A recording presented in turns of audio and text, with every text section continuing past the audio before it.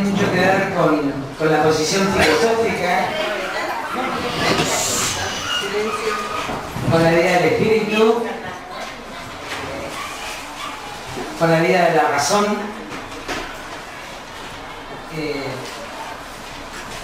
Creo que Occidente ha perdido su paideia. Creo que Occidente está entregando su cultura.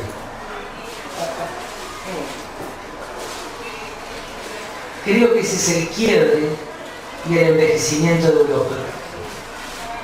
Y yo ya lo dije en el 2002 y lo dijo el Papa el otro día, esa bella dama vieja y esta joven prostituida de Argentina.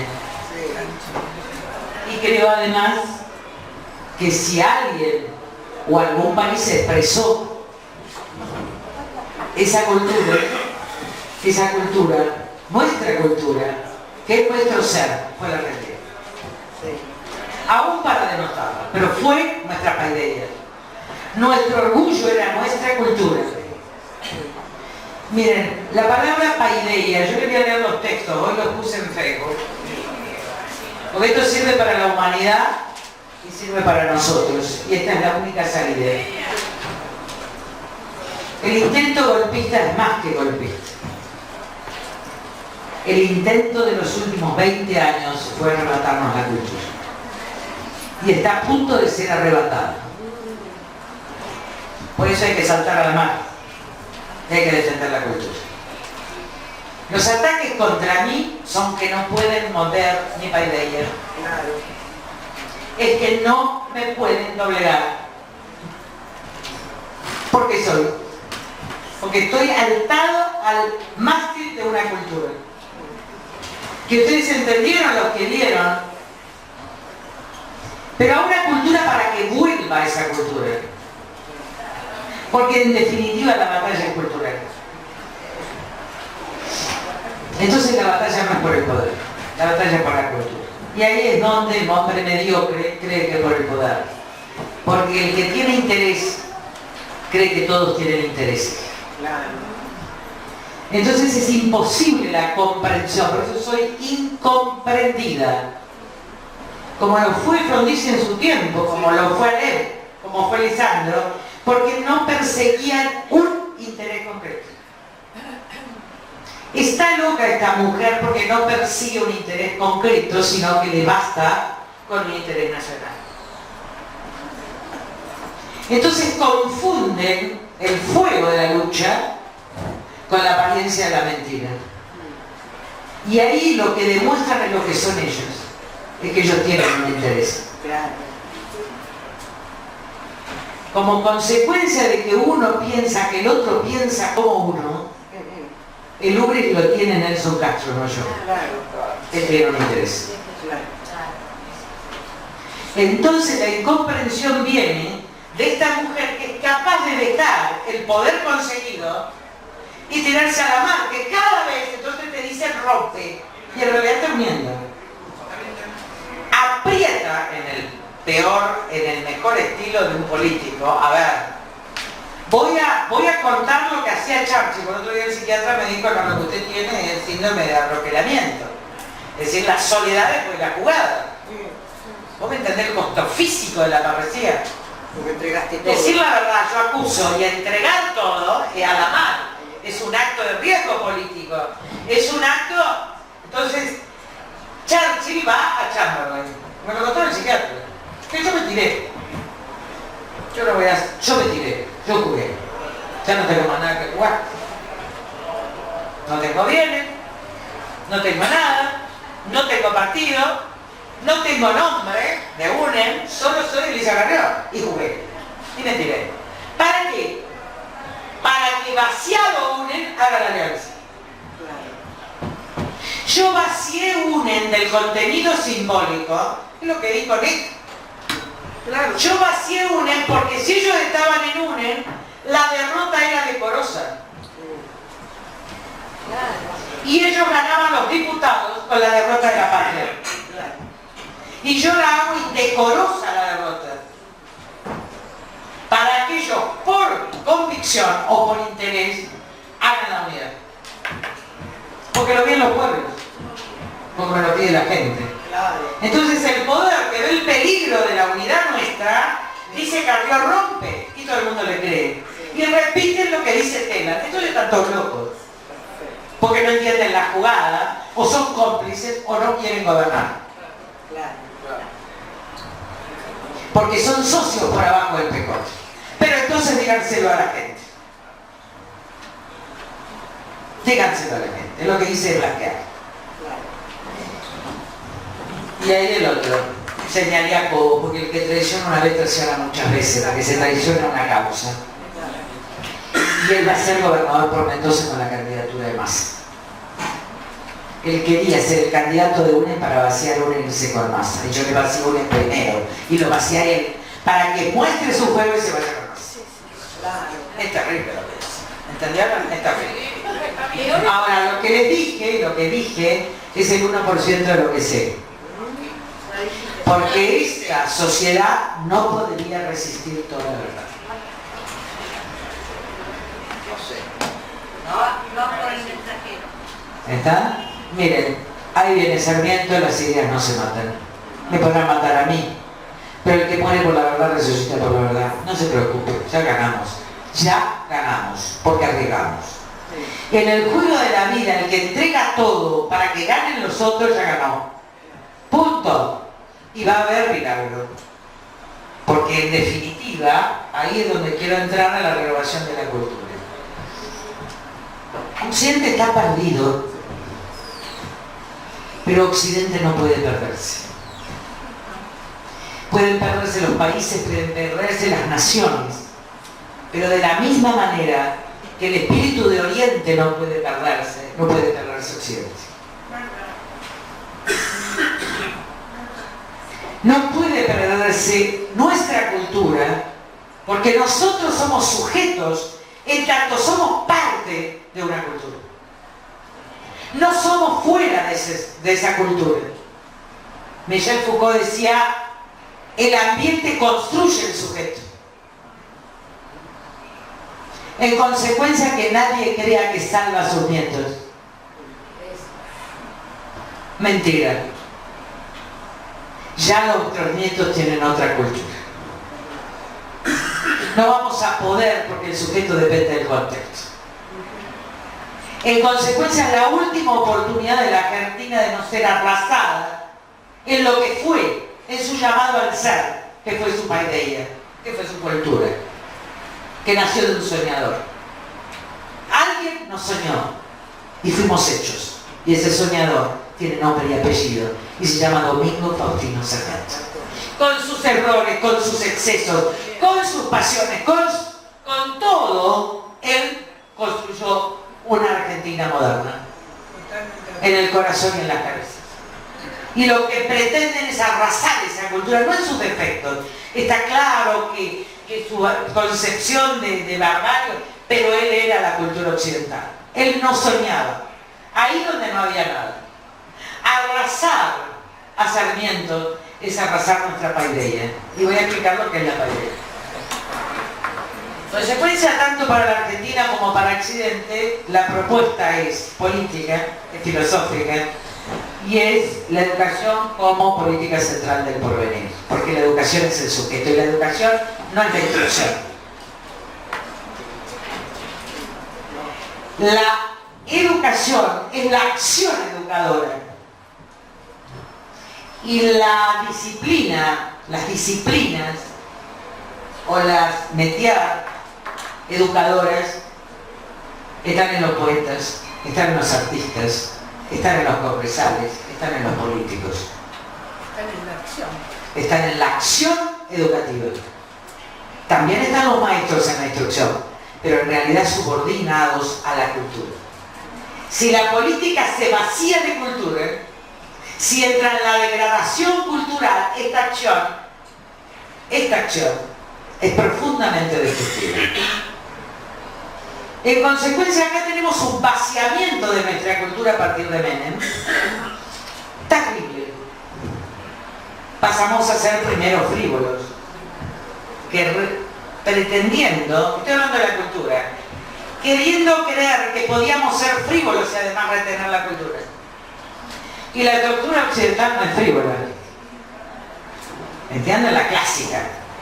¿Por qué se llama una cultura clásica? Porque es imperecedera. Por eso te dice Sarmiento, matarán al mensajero, pero las ideas no se matan. No sos vos portador de una idea innovativa. Yo no, en mi caso no soy portadora de ninguna idea innovativa. Solo tuve y vuelvo a mi formación clásica. Y agradezco a Dios la apertura cultural de haber tenido una formación clásica, porque me permitió valorar a su tiempo el renacimiento de esa cultura. Cultura clásica, que es el budismo, cultura clásica, que es el confucianismo, cultura clásica, que es la judía, cultura clásica, que es el cristianismo, cultura clásica, que es el racionalismo, cultura clásica, que se fundó en la Magna Grecia, al occidente. Por eso cuando uno está confundido, hay que volver a un pueblo pobre que apostó al hombre ideal. Miren, si algo tuvieron los griegos, ahí está el libro que ustedes se lo recomiendo y ahora lo voy a leer para que entiendan. El mejor libro que hay es de Werner Jäger, que es alemán, son 2 tomos, Paideia. Paideia en realidad no puede ser entendida en términos modernos porque es una conjunción, es otro significado.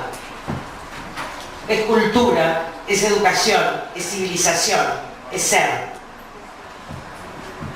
Es todo eso, ¿entienden? Es una forma, pero sustancialmente es una sustancia. Es un llamado a una acción educadora para el ser del hombre, para que el hombre trabaje por un ideal de hombre, y en este caso, si venimos acá, para un ideal de hombre o mujer, llegan a ser. Y esta acción educadora es del cuerpo, es del alma, es de la inteligencia, no está dividida. Pero el ímpetu y la fuerza es primordialmente no del cerebro, sino que es espiritual. El prana, lo que alimenta la vida, la fuerza vital, es lo que los griegos, Hannah Arendt y todos llaman, salvo los neurobiólogos, la vida del espíritu. Que es el impulso vital. Por eso cuando dejamos de respirar morimos. Porque en realidad respirar, creo que morimos cuando dejamos de respirar. Porque el prana, como dicen en todos los juguetes, es la energía vital. No sabemos por eso, en realidad tampoco cuando nace el hombre ni cuando muere. Porque en realidad no sabemos del alma, no sabemos de la vida del espíritu. No sabemos ese... Pero hay una fuerza vital. Cuando esa fuerza vital se degrada, viene el hipócrita, viene el mentiroso, viene el ladrón. Cuando esa fuerza vital del espíritu no se corrompe, siempre hay una apuesta al hombre nuevo. A la posibilidad de irse corrigiendo en el largo trajín de la vida hacia tu ser. Ser de civilización, de ahí viene la palabra humanista, de ahí viene la palabra humanitas de los estoicos, de ahí viene humanidad. Y la humanidad es un refugio. La paideia es el único refugio. ¿Entendieron? Hay un solo refugio, que es el mástil de la cultura que te hace sujeto. Del realismo para conocer la verdad y de la fe en reconquistar tu cultura, porque es reconquistarte como sujeto, como historia, como patria. No hay otra forma. No hay otra forma. Reconquistarnos como sujetos, recuperarnos como sujetos, finalmente es recuperar nuestra cultura, que está siendo arrasada. ¿Arrasada por quién? Por la mediocridad. La mediocridad, como decía el Papa Francisco en la homilía, que le lee... Tráigame el contrato moral, ¿alguien lo tiene? Acá en la homilía que le dirige a Cristina Kirchner, y después no hay más homilía, Jorge Bergoglio, a Cristina y a Néstor, 2005, es una homilía sobre Mateo 5. Y yo voy a empezar leyéndola porque hay que retrotraerse ese tiempo, porque es un tiempo de iluminación profunda de Bergoglio. Ahora que está con su misión universal, creo que anda bárbaro, como se mete en la Argentina seguido. Hace mal, digo. Pero ahora está corregido. Pero esta homilía tiene una iluminación acerca de nuestro mal, acerca de la decadencia, que no es solamente de la Argentina, está hablando de la Argentina, pero que es de la civilización occidental, porque lo que está diciendo ahora en Europa es lo que decía sobre Argentina ahí. Y no sé dónde está el libro del contrato moral. Ahí lo bronca. Entonces, antes del contrato, después del contrato moral, de lo que dice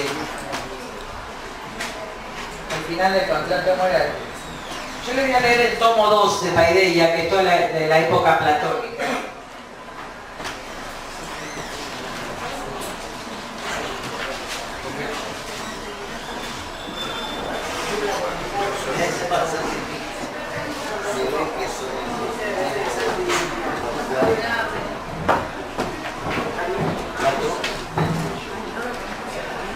Paideia, la palabra, buscame el contrato moral, la cita al final en el contrato moral, nacer de nuevo, el título, que hago la cita de Bergoglio.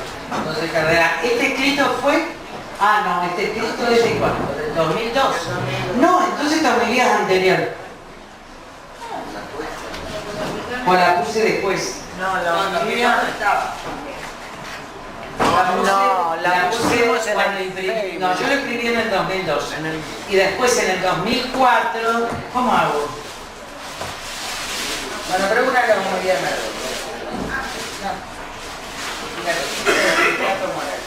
No, sí está ahí. Está ahí. Entonces, esto es más tarde. ¿Cuándo lo publiqué esto?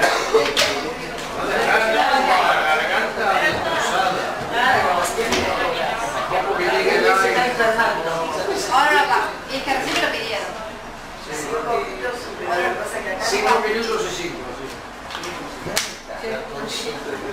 Ahora yo me voy a comprar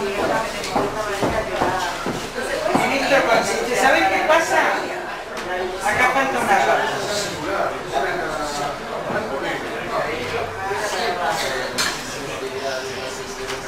Acá está. El nuevo contrato moral, la paz como fundamento de una nueva democracia, una nueva prosperidad. Esto fue escrito en el 2012, se ve que después yo lo incorporé para la publicación, porque esto se publica en el 2004. Tengo para mí con alto grado de certeza interior y discernimiento intelectual que la única respuesta a la violencia es el camino a la paz. Yo respondo que la Argentina es una sociedad violenta. Usted sabe, que fuga. El diagnóstico es que fuga. ¿No? El diagnóstico, yo creo que si solo tuviéramos una palabra para designar el mal que ha cruzado la Argentina en los últimos 30 años, para identificar el peor rasgo de nuestra identidad o para señalar la principal causa de la degradación de la nación, ella sería la violencia.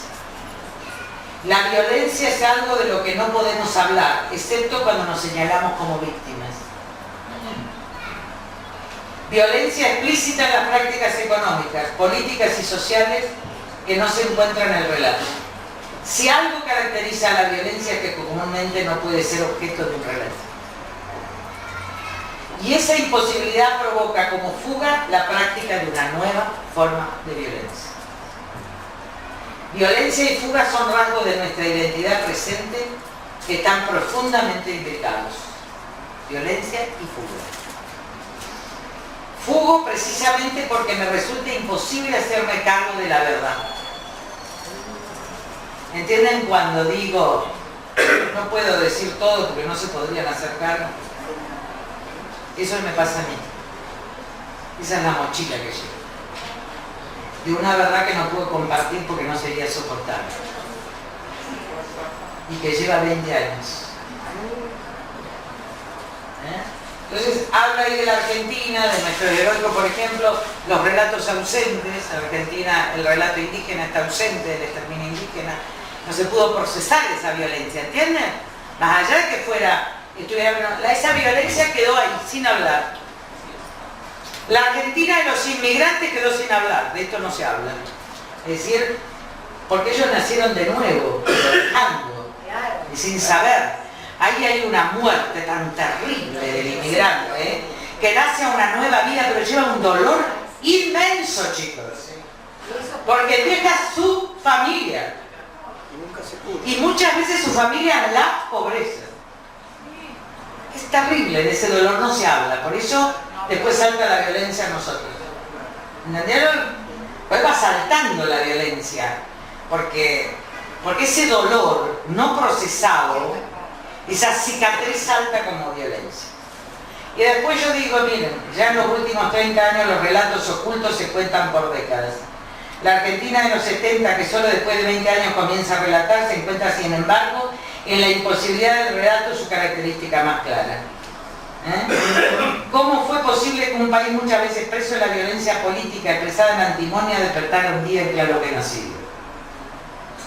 Es casi imposible el relato acerca de cómo la violencia, y ahí distingo la violencia, no estoy, de cómo la violencia convirtió a la Argentina en un país antropófago, que empezó a comerse generaciones. Y esto es lo que está pasando ahora. A esa violencia le suma la violencia anónita ahora. Esas son las muertes. ¿Entendieron? Esas son las víctimas convertidas en víctimas. Y después hablo de, bueno, los distintos tipos de violencia y cómo conseguimos la paz. Tengo para mí entonces, con alto grado de certeza interior y discernimiento intelectual, que la única respuesta a la violencia es el camino de la paz.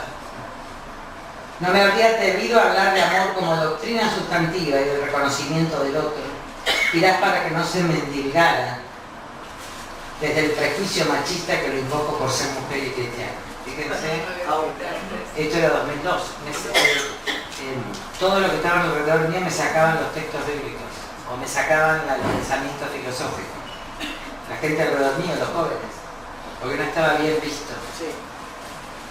Si no hubiera sido, escuchen, por una frase de José Pablo Feynman, yo la escribí en el 2012, de preguntar, muchos hoy nos preguntamos cómo luchar contra el mal, escribe Bertrand Russell, cita Feynman.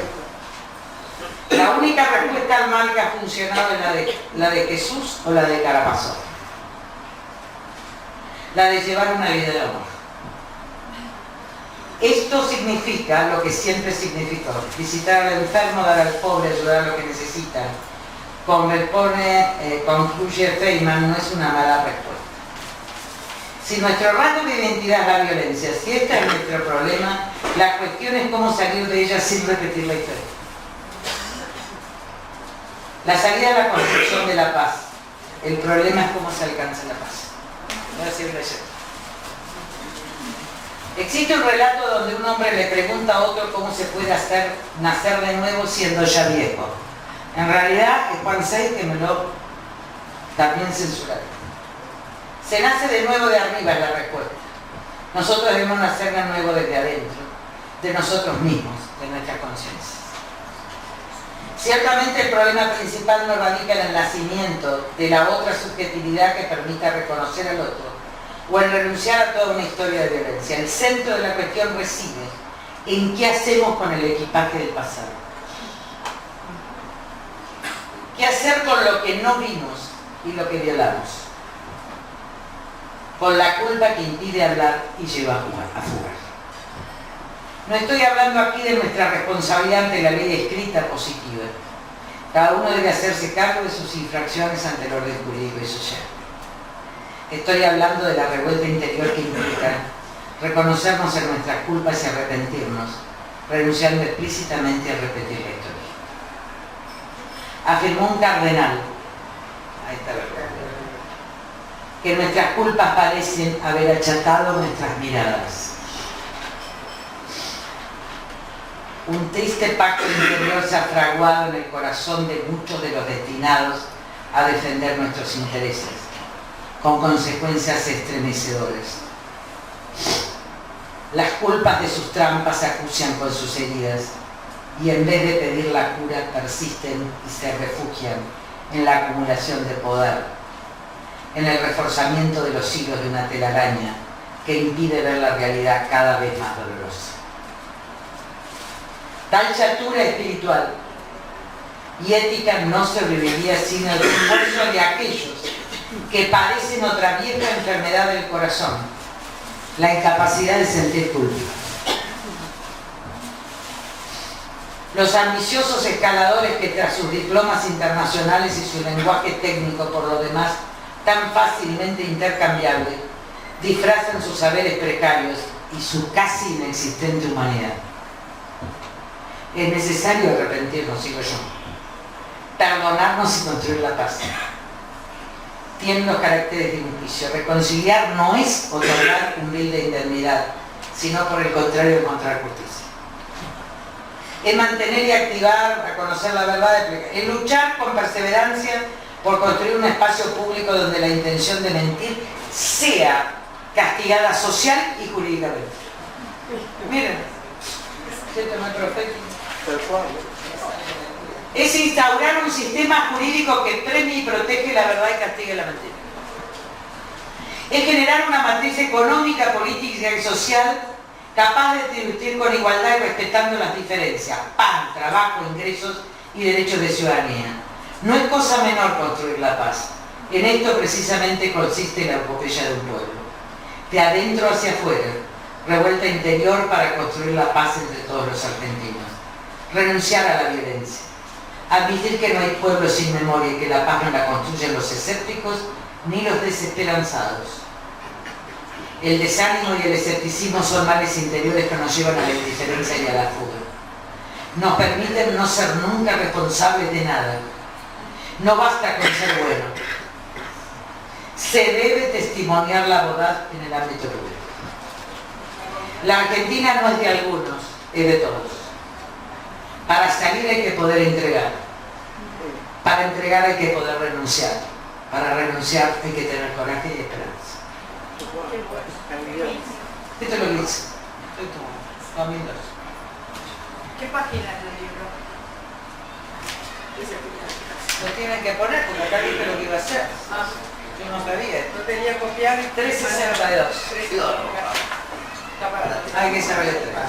Y hay que saber entregar, que mi primer discurso a los jóvenes que no entendieron hasta que duele. Sí. Porque si no duele, no entregas. No hay entrega sin dolor. Solo la entrega con dolor es la que te arranca. Y yo estoy arrancada. Ahora vamos a hablar de qué nos están arrancando. Por eso es mi desesperación, que tiene el profundo sentido de una palabra dicha, pero que es un grito. Es cierto. Lo mío hace 2 semanas fue un grito. Pero no fue un grito contra la política, fue un grito contra la mediocridad de la cultura y la mediocridad de corazones. Y conmoví con la verdad porque Jessica Silvio no puede ser el modelo de ascenso social y político en una Argentina donde antes fue la maestra. Y peleé contra Scioli porque no se hace responsable ni siente las muertes, porque no tiene un brazo y entonces parece que es una víctima cuando es responsable. Y tuve que decirlo con enorme dolor porque tengo calidad y lo quiero, pero la verdad que no hacerse responsable usando una diferencia es terrible. En vez de hacerse cargo, ponerse al lado de la víctima como si él fuera el humillado, es terrible. Él tiene una diferencia en capacidad, pero lo que tiene es una perturbación y un vacío enorme de espíritu. Y yo lo tenía que decir. Yo no hablé de Jessica Silvio, pero sí un gato de primera dama. Si del cuadro político travestido pasamos al gato profesional, entonces habremos perdido la cultura. Como la educación es un obrar, y es un obrar educativo de todos, también enseña otra práctica al narco con su ostentación. También la cultura del entretenimiento ingresa a otro ascenso. Y esa es la vía del ascenso social hoy, la fama. El prestigio, el honor, el trabajo, la verdad, la constancia, la palabra han sido sustituidos por la fama. Y hasta algunos están perdidos por la fama como Nelson Castro. Y ejercen el poder médico con la irresponsabilidad del que no pudo hablar con el paciente. Jamás. Nosotros tuvimos Paideia, porque descendientes de esa cultura y de esa América, que fue cristiana y dominadora, pero fue cristiana, y el Dios único estaba en la esencia de los pueblos indígenas, hombre, mujer, pero en el mismo México. Por eso pudo hacer ser asimilado Cristo y Dios, porque ellos eran monoteístas. Y fue terrible. Pero nosotros recibimos una herencia. A veces somos hijos, yo creo que toda América, con excepción de un pedazo de Argentina, es hija de la Malinche y de Cortés. Y ser eso es una cosa muy problemática.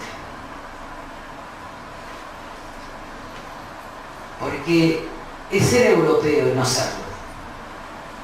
Porque es ser indígena y no serlo. Porque es ser negro y no serlo. Porque es ser mulato y no serlo. Y como las leyes de India tuvieron la intención de la doble moral y la hipocresía, leyes justas para legitimar el reino, pero una vida política paralela de dominio y explotación, la doble vida, privada y pública, se instaló como matriz cultural de toda América.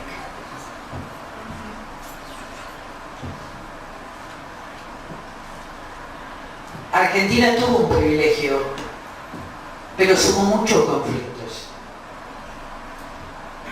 La inmigración europea, la inmigración judía, acá está un compañero, la inmigración de Europa del Este, la inmigración rusa, la inmigración italiana, la inmigración española, la inmigración árabe. Casi todos venían del hambre. Casi todos. Muy pocos intereses belgas, alguno que otro. Pero venían dejando sus familias, sin saber cómo le iba a ver a las familias porque no había internet. Entonces la culpa del abandono quedó allí.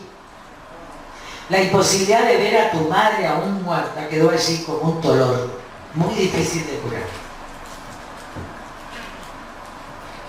Y todos llevamos ese dolor en nuestra memoria.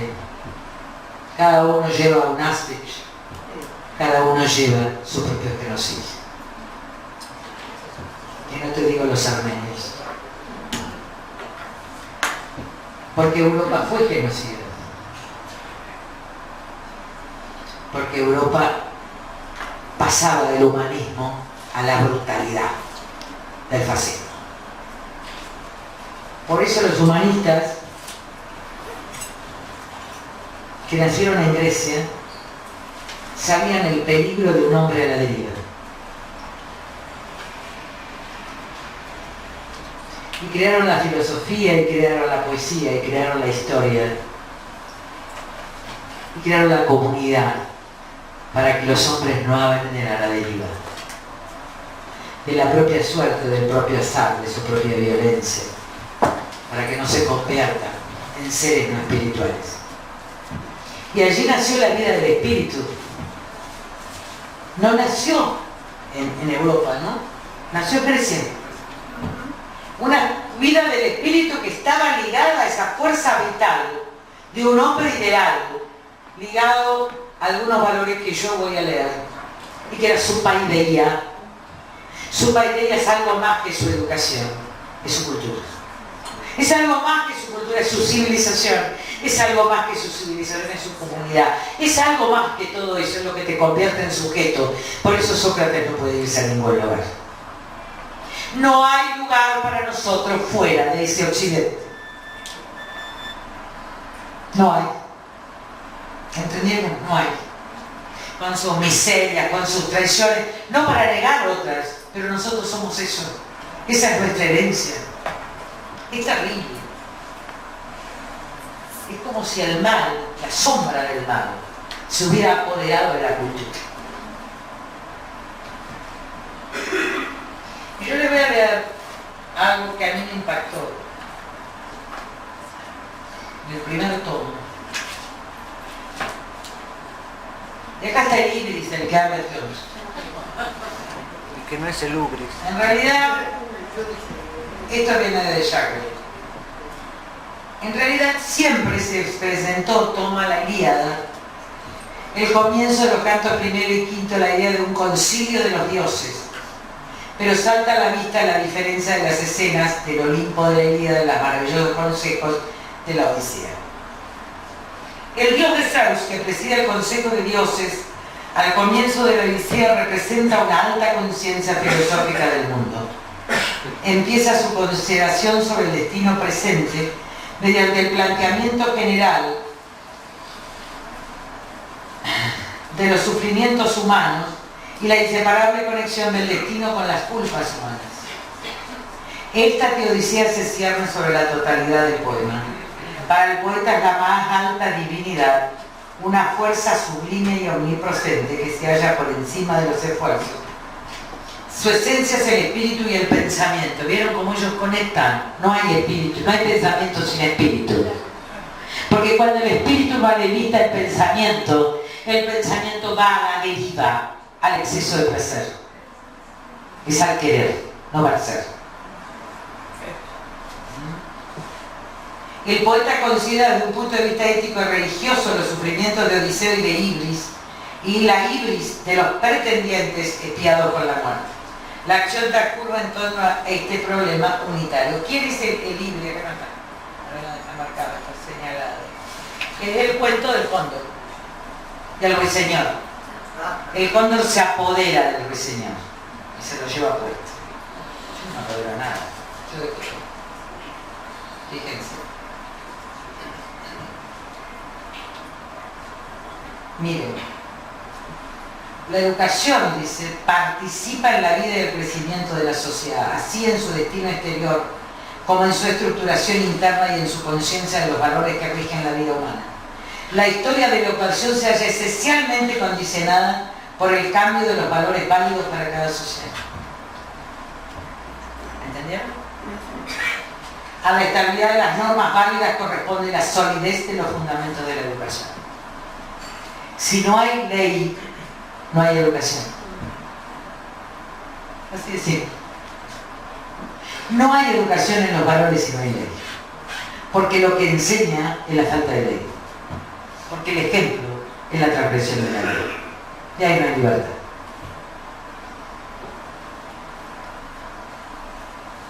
Monstruosa, dice él, es la impresión que produce la rigidez casi intemporal de la historia. No. Pero entre los romanos, Grecia representa, mire, frente a los grandes pueblos de Oriente, un progreso fundamental, un nuevo estadio en todo cuanto hace referencia a la vida de los hombres en la comunidad. Se funda en principios nuevos, es un nuevo comienzo, no solo como comienzo temporal, sino también origen o fuente espiritual. Siempre hay un nuevo comienzo. Y siempre el nuevo comienzo es un renacimiento. Y siempre un renacimiento, el renacimiento de la cultura clásica. El hombre, en la arete, en la virtud, en la necesidad de trabajo y justicia, como dice, están en la espira del espíritu. Vieron que hay ansias de trabajo y de justicia. De trabajo de cualquier tipo, ansias de poder servir. En tu cabeza y tu corazón son tus manos. No hay hombres sin manos, chicos. No hay hombres sin manos. Y esta es la tragedia de los desocupados.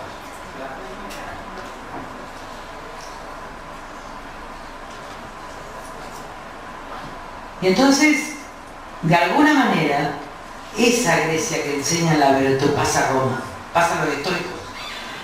Se va a llamar humanidad en los estudios. No humanismo, y después va a ser humanismo. Y Cicerón en ese humanismo que está fundado, que está educado en la Magna Grecia, Cicerón va a dar la arquitectura y va a tener la intuición política extraordinaria de la arquitectura de la República. Esto es un valor clásico. Hay que impedir siempre las dictaduras el autoritarismo de las mayorías sujetas al azar o al dominio de cualquier cóndor. Porque la libertad solo la asegura la ley.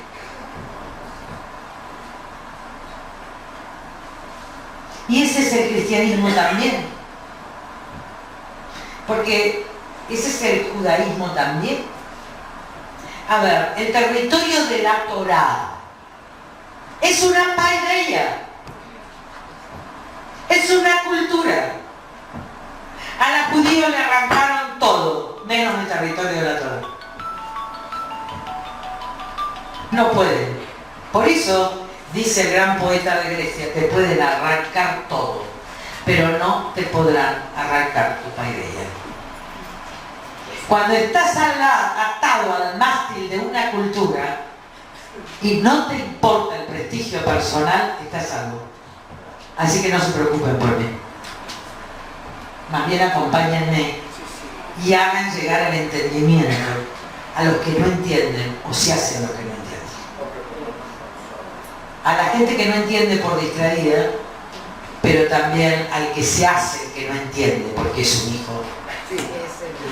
Un canalla. Voy a cambiar por canalla.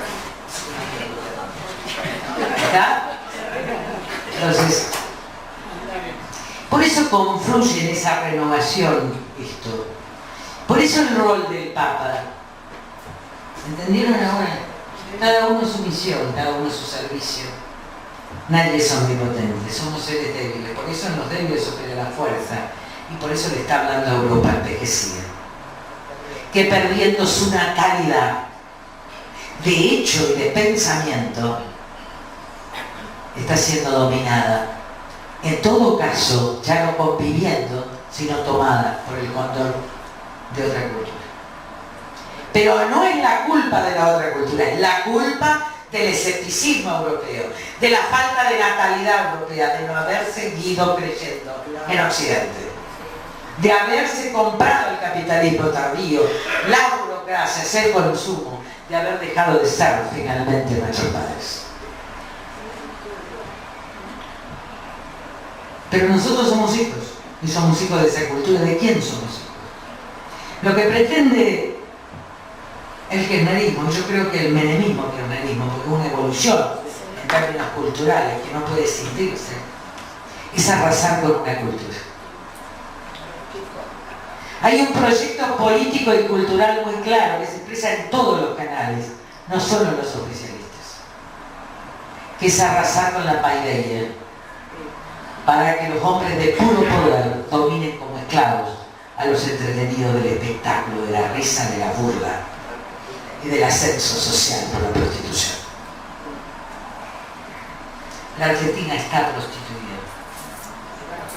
Y el proyecto político de continuación que expresa Scioli y cualquiera de ellos está expresando el arranque final de nuestra cultura. Ya nuestros nietos no llegan a esta memoria. Entre los jueguitos y la televisión.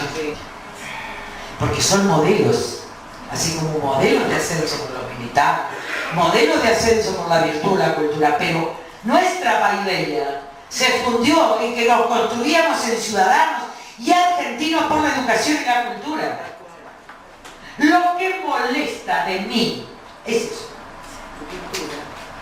Es que estoy abrazada a un ser y a una formación clásica que los mediocres quieren derribar para que exprimen sus intereses y no estoy dispuesta. No estoy dispuesta. Me arrancarán los ojos, me arrancarán la vida física, pero no me van a arrancar la paideia. Y en el fondo el ser, el mediocre, va por vos. Porque la imposibilidad de sostenerse en los valores quiere destruir al que se sostiene en los valores. Y esta es toda la explicación, barantacleo. Y te matan. Pero las ideas no se matan y el espíritu tampoco. Cuesta el cuerpo. Puede haber una muerte física, pero acá no va a haber suicidio. Vuelvo a insistir, no me voy a suicidar, ni políticamente ni personalmente, porque soy salvado.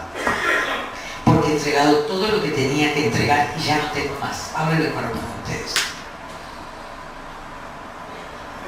Es a ustedes al que corresponde salvar la paideia, que es la mesa familiar de la Argentina.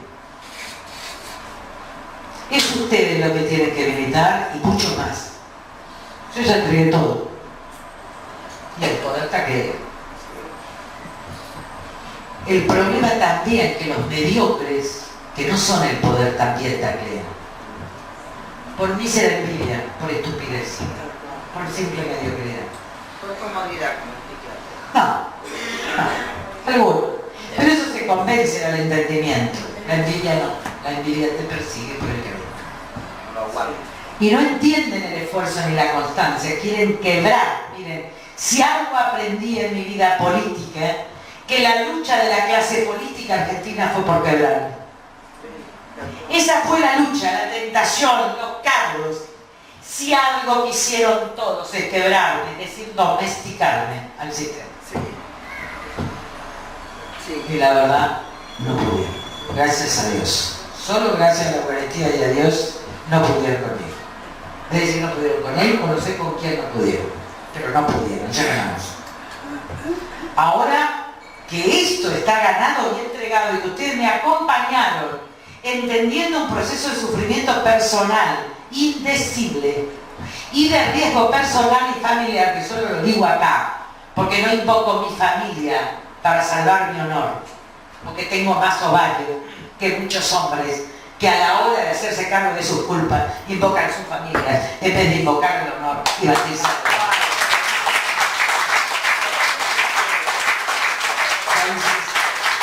Si esto se hace militancia, si el espíritu que da vida, la vida del espíritu, ahí entienden el nombre de este instituto. Esa mujer que fue amante de un nazi, que fue su maestro, que ella era judía, que la mujer y judía,